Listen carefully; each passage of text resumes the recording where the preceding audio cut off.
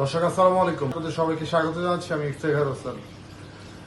আজ আমরা আপনাদের সামনে 5 আগস্ট পরবর্তী সময়ে সারা দেশব্যাপী বাংলাদেশ পুলিশের যে একটি ভঙ্গুর অবস্থা ছিল সেই বিষয় নিয়ে বিশ্লেষণ করে জানাবো যে আমাদের বাংলাদেশ পুলিশ রাষ্ট্রীয় যে নিরাপত্তা সংস্থা কবে নাগাদ আমরা আমাদের পুলিশের স্বাভাবিক পর্যায়ে কার্যক্রম ফিরে পাবো, কবে নাগাদ নাগরিক সেবা সঠিকভাবে ফিরে পেতে পারে জনগণ।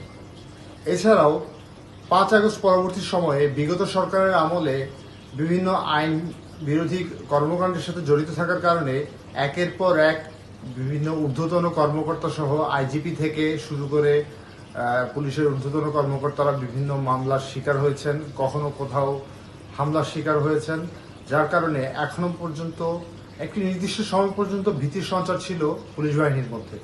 তবে সামনে কি আদৌ দ্রুততম সময়ে এই ভীতির সঞ্চার পুলিশ বাহিনীর মধ্য থেকে সঞ্চার করা সম্ভব হবে? পুলিশের সাথে জনগণের আস্থার সংকট কোথায়? গণ অভ্যুত্থানের পর একসময় পুরো বাহিনী প্রায় নিষ্ক্রিয় হয়ে পড়ে। রাজারবাগ পুলিশ লাইনে পুলিশের আইজি বাহারুল আলম নিজেই স্বীকার করেছিলেন পুলিশ ফ্যাসিস্ট সরকারের লাঠিয়াল হয়ে উঠেছিল।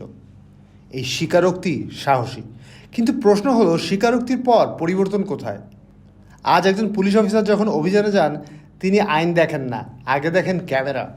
কারণ এখন বিচার হয় আদালতে নয়, হয় ফেসবুক লাইভে।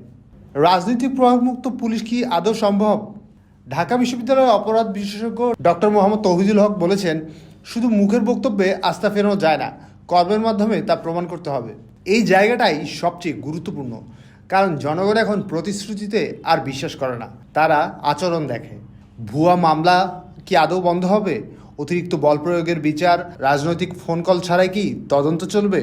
যদি হয় আস্থা ফিরবে, না হলে সংকট আরও গভীর হবে। পুলিশের মনোবল, ভেতরের বাস্তবতা। আমরা শুধু জনগণের কথা বলি, কিন্তু একজন কনস্টেবল দৈনিক 14 থেকে 16 ঘন্টার ডিউটি, ঝুঁকি, সামাজিক অপমান, ভিডিও ট্রায়াল থেকে শুরু করে মানসিকভাবে মনোবল ভেঙে গেলে আইন প্রয়োগ প্রায় দুর্বল হয়ে যায়। তবে এর আসল সমাধান আসলেই কোথায়? পুলিশের মধ্যে আইনশৃঙ্খলা বাহিনীর ঝুঁকি ভাতা, মানসিক স্বাস্থ্য কাউন্সিলিং, পর্যাপ্ত বিশ্রাম, ডিজিটাল অপরাধ মোকাবিলায় আধুনিক প্রশিক্ষণ, স্পষ্ট রাজনৈতিক সুরক্ষা। এগুলো বিলাসিতা নয়, এগুলো পেশাদার রাষ্ট্রের জন্য প্রয়োজন। সমাধানের পথ, জন আস্থা ফিরবে 3 ভাবে। আমাদের বিশ্লেষণে বলছে রাজনৈতিক নিরপেক্ষতা, অভিযোগের স্বচ্ছ ও দ্রুত তদন্ত, কমিউনিটি পুলিশিং, জনগণের সঙ্গে সরাসরি সম্পর্ক তৈরি করা। পুলিশ যদি মানুষের বাড়িতে নিরাপত্তার প্রতীক হয়ে প্রবেশ করে, তাহলে ভয় নয়, জনগণের মাঝে ফিরবে আস্থা। রাষ্ট্র আর জনগণের মাঝে সেতু হলো পুলিশ। সেই সেতু যদি ভেঙে যায়, রাষ্ট্র দুর্বল হয়। আজ প্রশ্ন পুলিশকে নয়, সরকারকেও নয়, প্রশ্ন আমাদের সবার কাছে।